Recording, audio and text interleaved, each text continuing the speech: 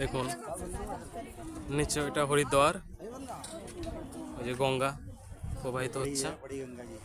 আর দেখুন চারিদিকে পাহাড়, ওই সাইডে পাহাড়। আমরা ওখানে একটা পাহাড়ের উপরেই রয়েছি, সেই মন্দিরটা।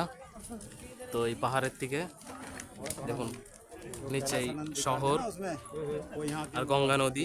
আর গঙ্গা নদীর তীরে দেখুন হরিদ্বারের স্নান সব করছে। আর তারই মাঝখান দিয়ে দেখুন পাহাড়, পাহাড়ের মাঝখান দিয়ে গঙ্গা নদী এখন বয়ে যাওয়ার কি সুন্দর দৃশ্য। সত্যি করুন, দেখুন কত লোক ওখান থেকে স্নান করে এই পাহাড়ের উপর মন্দির দর্শন করতে এসছেন। দেখুন কত লোক হেঁটে হেঁটে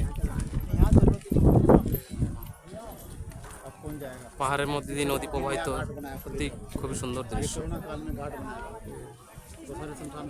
দেখুন ওখান থেকে ঝুলন্ত লিফটও চলছে, যেটা সোজা পাহাড়ের উপরে নিয়ে আসে।